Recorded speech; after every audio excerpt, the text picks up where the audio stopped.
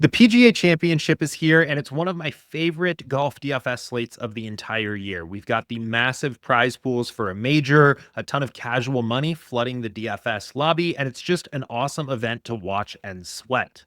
But if you are hand building your lineups or using a traditional optimizer to build, you are already at a huge disadvantage. Why? Because those old school methods build off average projections at their core. And in PGA DFS, that is a disaster. Golf is extremely high variance. The cut line is brutal. The course, especially for a major, is going to be challenging. Player individual outcomes are all over the place. And to win, you need to build for how a slate can actually play out, not how it averages out. That is where SaberSim gives you a massive edge. My name is Jordan. I'm the head coach here at SaberSim. We've helped players win across every major DFS sport, including the Millie Maker for last year's PGA Championship. Now, that win was not luck. That was SaberSim's contest simulations and play-by-play tournament sims doing what they are built to do. So in this video, I'm going to show you a complete, proven strategy for building high ROI PGA lineups with SaberSim. No matter what your experience level is, whether this is your first golf DFS slate or your 500th golf DFS slate, this process works.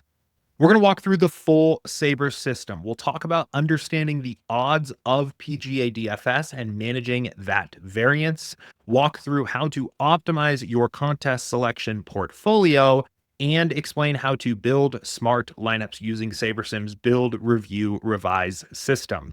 I'll also show you how to make strategic adjustments based on your takes and research without sabotaging your ROI. So let's go ahead and get started.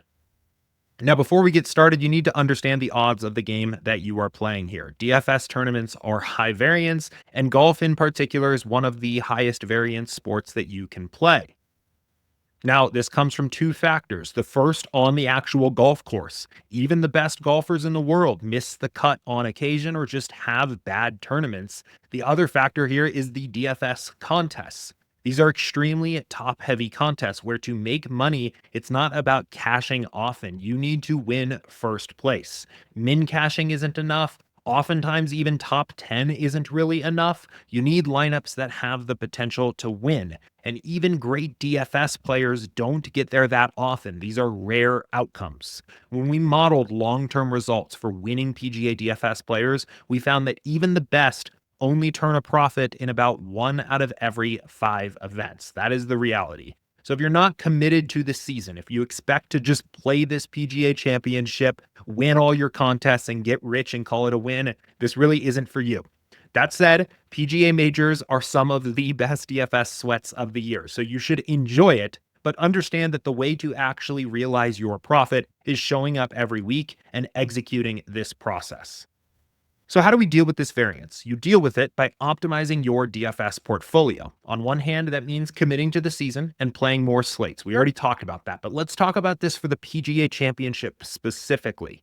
It also means getting more lineups in play.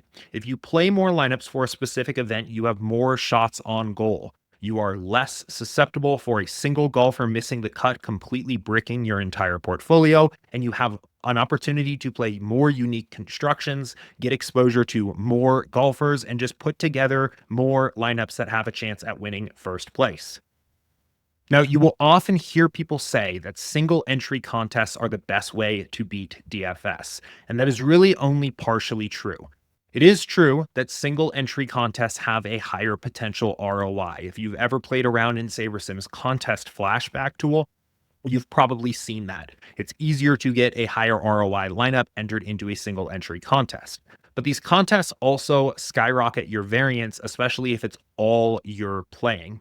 Those same bankroll simulations I was talking about before show that players who only enter single entry and 3 max contests are twice as likely to go broke over the course of a season compared to players who are also mixing in 20 max and 150 max contests, even if those two different players start with the exact same bankroll, play the same amount per slate, and have the same expected ROI. So here's how you should go about building your smart contest mix. First, you want to enter the contest with lower stakes first. The reason for this is twofold.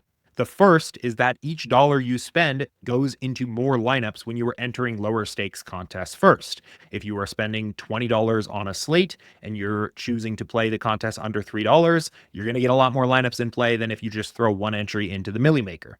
But second, you're also playing weaker competition. Both DraftKings and FanDuel have restrictions on which players can enter contests under $3 at all. Those players often have played on the sites for a long time, have a lot of lifetime winnings, so you don't see those players at all in the contests that are under $3. From there, you want to mix in the single entry and 3 max contests that have a higher theoretical ROI with some 20 max and 150 max type contests that allow you to get a lot more unique lineups in play. In general, especially if you are new to playing a lot of lineups, your goal should be to get at least 20 lineups in play, whether it's for the PGA Championship or any event on the calendar here. I promise SaberSim was built to handle a ton of different entries, so you're not going to have any issues managing these lineups, getting them into the right contests. And if you're used to multi-entering, you can generally get quite a few more lineups entered than even that. Now for this video, I'm not going to do a full process of entering all of the different contests for my portfolio. If you don't know how to bulk enter your contests ahead of time, I will put a tutorial in the description of the video so you can watch that. But for now, I'm going to start by just uploading my entries file. So you do that by going to the contest tab here and then clicking upload entries, then download template file from the site and just dragging and dropping that into SaberSim. And you can see my contest mix here. I'm playing a bunch of contests that are under that $3 threshold for around $300 total. I have 244 unique lineups in play, and I am entering a bunch of the best contests here. I think this is probably a pretty perfect portfolio of what you could play for around this price point here for this slate. Now, uploading your entries file to SaberSim as your starting point is a critical first step because it's going to make it very easy to make sure that we get our 244 lineups entered into all of these contests, but also because it automatically configured all of our contest sims. All of these different contests I'm playing have different structures. They have different sizes. They have different payouts. The field is expected to play in a different way. All of these contest sims get automatically pre-configured when we upload that entries file. And now that our entries file is uploaded, it is time to start building lineups. Now, in general, you can really start building lineups on SaberSim as soon as our projections go live, which is usually on Monday or Tuesday. There aren't a ton of changes to projections as the week goes on. Sometimes you will see some subtle changes to projections based on Vegas odds moving, or maybe ownership based on buzz or narratives or just the general sentiment out there. But for the most part, the projections that you'll see when the projections go live are probably about what they're going to be. The one thing to keep in mind there is withdrawals and late scratches. Those are always a possibility in PGA DFS. So if you start your process earlier in the week, it's a good idea to check back on Wednesday night to make sure the projections are still up to date before finalizing your lineups. And if you are getting a lot of action down and really taking the slate 100% seriously, you might want to check back in early Thursday morning. I don't always do that personally. A lot of times I just live with any withdrawals that happen at the very last second. But if you are trying to optimize your ROI perfectly, you'll also want to check back before the slate actually locks and make sure there wasn't a last second injury as golfers were warming up or something like that. So as we start to get into building some lineups, let's quickly revisit what makes SaberSim different. SaberSim uses hole-by-hole simulations of the actual tournament to create your lineups. This is accounting for cut line probabilities and cut line volatility, the course history and course fit of each golfer, Vegas odds, all of these factors and more. Instead of building lineups just based off an average projection, we are simulating the full range of outcomes of the tournament and generating lineups with the actual upside it takes to win those simulations. So when I talk about the build, review, revise process on SaberSim, that is why build comes first. You generally don't want to mess around with exposures or projections or rules or anything like that before you start building your lineups the first time. You want to let the sims cook. Treat SaberSim as your co-pilot. It's going to automate some busy work that you would have to do on an optimizer to diversify, to take stands, to do things like that. But it also helps you find some upside in unique constructions and stands that you might not have thought about. So for the first build here, all we're going to do is make 2 changes to player projections to abide by the DraftKings rules, and we'll just go ahead and kick off our build. Now, once your lineups have been built, more than likely your contest sims are going to kick off automatically. If they don't, you'll see a green button here that just says run contest sims, and you'll want to click that and they'll get started. This is another really important part of the process here. What we're doing now is we're taking each of these 5,000 lineups we built that are based on those hole by hole simulations and grading out how they're expected to perform in the 13 different contests that I've entered here. Remember, all of those contests are different. They have different sizes, different opponents, different payout structures. SaberSim's now calculating the expected ROI for those lineups in each of the different contests we're playing, so we can find what the best ones are to play in our single entries and the mini max and our 3 maxes and all of those different types of contests. If you're not using SaberSim Ultimate, you can skip this step. You'll instead be sorting it by Saber score, which is a heuristic that was back tested on contest sims. So you'll still be getting a good sense of what the best lineups are in your pool. It's just a little more generalized, whereas contest sims are really specific to the particular contest you're playing. At this point in the process, I recommend getting an initial fill done to assign lineups to the contest you're playing. The way you want to do this is using the autofill method here. The autofill method is going to make sure that the best lineups get into each individual contest that you're playing. So to do this, click autofill. And then what I recommend doing is scrolling over and sorting by entry fee to fill your highest entry fee contest first. And then verify that you are on the unique rank fill method here, which is going to make sure you play a unique lineup in each entry you're playing.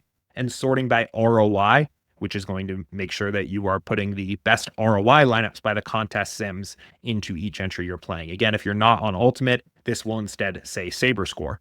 From here, click Save to Contests, and SaberSim is going to put the best lineups in all of the different contests we're playing. And when that's done, you'll get this positive success message here. From here, we can just download those entries and get those uploaded into DraftKings. Once your lineups are filled, this is where you can start to review and revise and add in your takes. I will mention at this point in the process, if you had literally 0 takes about all of the golfers in the field here, you have no opinions about this slate whatsoever, you could probably just be done at this point. You could enter these lineups here. You've got a pool made from our hole by hole simulations. You've calculated the highest ROI lineups for each contest you're playing, and that's what you've entered in. You're in a good spot here. But let's be honest, who doesn't have at least a few takes about the PGA Championship? And in general, it's still best practice to spend some time reviewing your portfolio to see what you got. The way you're generally going to want to do that is with these 3 columns here: the pool column, the entry exposure, and the leverage column. The pool column is going to show you how much exposure in your entire pool you got of a particular player here. It gives you a sense of how often particular golfers are showing up in the best lineups from the sims. The entry exposure is going to show you which golfers you have the most of in your actual set of lineups that you're actually playing. And your leverage column, which is the most important one, is going to show you how much over or under the field you are on particular golfers.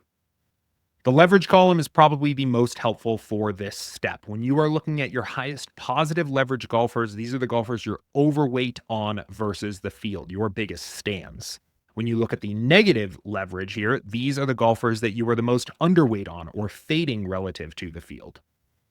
The general process here is to review your highest and lowest leverage players and ask, are these the golfers that I want to be betting on, one direction or the other? Does this actually reflect the way that I want to play the slate? Now, you don't want to think about this in terms of just overriding the sims completely. The sims are built to help you win and can provide some valuable insights. But if you've done research, maybe watched a little tape, or just have some strong opinions, this is where you can begin to apply it. So what I typically do is I look at the leverage column here and I look at maybe the top 5 to 8 top golfers here and just make sure that that adds up with the way that I want to attack the slate. And if there are things that jump out to me where I want to change an exposure, get a little bit over or underexposed to a particular golfer here, I will start making those adjustments. One thing that always jumps out to me is when there is a particularly big stand that kind of jumps out against the rest of the curve of the leverage here. So that guy's Rory in this particular case. He is by far our highest exposed golfer for this slate. Now, he's showing up in 51% of our pool. So clearly the sims think he's a good play, but his ownership is 30%. SaberSim wants us to just take a huge stand here and jam Rory. I'm going to bring that down a little bit. I want Rory. I'm going to listen to the sims and I maybe want him to be my top exposed golfer here, but I don't want to go this hard on him. I don't want to have 71% Rory. So I'm going to bring this down here and maybe try to get him a little bit more in line with some of these other golfers. Maybe I get about 20% over the field. So that would be about 50% exposure, which also conveniently matches my pool exposure here. Maybe another guy that I want to make an adjustment here is this Nicholas Moeller here, who frankly is a name that I don't even recognize. I might be showing a little bit of lack of golf knowledge there, but when there is a value play, a very low salary guy that's jumping out and showing up in a ton of our exposure here, that's a lot of times a guy I want to just be cautious with. Again, I'm not going to get completely off. SaberSim clearly likes him for this slate, but maybe I'm going to make him be more of a 3%, 4% leverage guy. So let's adjust his to 13%. And now let's look at some of the negative leverage golfers here. We see some of our big fades are Scotty, Morikawa, Jordan Spieth here. Again, we are also on the other side of the Scotty thing where we're fading Scotty Scheffler here. Now, I think this is a price thing. He has about the same odds to win in top 5 as Rory does, but he is quite a bit more expensive. And you're not getting a huge ownership discount here, which is really what the Sims are picking up on here. SaberSim is identifying that you can play Rory with 4% higher ownership projection here and get about the same odds to win in top 5. So it's saying jam Rory, fade Scotty here. I actually think that the ownership projections when we flip the cards over on Thursday are going to be a little bit off here. I wouldn't be surprised to see this change. I think Scotty's going to come in a little lower owned. I think Rory's going to come in a little higher owned. So I'm going to also bump up Scotty here. And I just don't want him to kill me on this slate. So I'm going to just match the ownership projection here. So I'm going to set his to 25%. Let's see if there's any other leverages that jump out to me here. I think that's good for now. Now that we've taken a few of those stands, the next step is to click Save to Contests. And what SaberSim is going to go through and do now is listen to our exposures and find the best possible lineups to play in each of our entries while also listening to our exposures. Now, I got this unable to meet exposure message here. If you get this, it's saying we can't meet all of your exposures exactly. We got as close as we could. What I typically recommend doing in this case is clicking continue and then quickly reviewing where your exposures netted out, seeing what you ended up getting. Normally, we got really close to a particular exposure request and didn't get all the way there. So you can see for Rory, for example, we got to 50.4% entry exposure. I'm totally good with that here. We can see on the Scotty exposure, we were able to get up to 27% to Scotty. And let's see on the other exposure we capped our Moeller exposure here at 13. We got to 11% exposure. Now, I only made 3 changes here and we got close, but not all the way there on Rory. I would be totally fine with this portfolio, but if you're making changes to maybe 20 different golfers' exposures, you may find that SaberSim's not getting all the way there on a few golfers, or you want to make sure your exposures are rigidly followed. In that case, if you see the unable to reach desired exposures message, what you want to do is click Rebuild Lineups. So if you click Rebuild Lineups, it's going to trash these lineups, but it's going to rebuild a new set of 5,000 for you here, this time using the exposures you've set so far as a foundation. So we'll take the hole-by-hole simulations, but then also build towards your exposures here so you get a more flexible pool that reflects what you're trying to do. In this case, I'm not going to do that here. I'm fine with getting 50.4% Rory, but that would be the next step if you weren't reaching your exposures as closely or if you're making changes to a lot of different players. The process here, though, really is iterative. What I would recommend doing is making adjustments to a handful of golfers, maybe 2 to 4 golfers at a time here, re-clicking save, seeing how that adjusts your exposures, and then revisiting your leverage column. For example, now Mackenzie Hughes is actually our highest positive leverage golfer. Probably what that is we're still getting a lot of exposure to Rory. We increased our exposure to Scotty, who's the most expensive golfer in the field. And we also decreased our exposure to one of the better value plays. So SaberSim saying, okay, to make all this work, now we need to get a little over the field on a guy like Hughes, who's only 5,600 and is a pretty good value play. So you want to make a couple adjustments, see how that changes your overall leverage to different golfers in the field. A lot of times, another thing that will happen is if you increase your exposure to high-owned golfers, you'll see that other high salary golfers start to become bigger negative leverage plays, right? We can't be over the field on Scotty and Rory without maybe taking a negative stand on Morikawa, on Xander, on Brooks Koepka, on all of these other expensive golfers. So you want to just take a look at each step as you're making those adjustments. And you can really spend as much or as little time as you want on this step. If you've done a ton of research and you're going to be tweaking exposures for 20, 30 different golfers, that's totally fine. If you just have a couple small takes, maybe a couple gut feels, that's fine as well. But I do recommend reviewing and revising your portfolio and taking ownership of your portfolio. One, because it's fun. It's fun to have a couple stands. And two, it will make you a little bit different than other players that are following a similar process here. It's useful to add in a couple takes. You can see based on our metrics here, I'm still playing in a way that SaberSim thinks is profitable, but now I've taken a couple stands based on what I think is going to happen with ownership and especially on that Rory and Scotty situation here.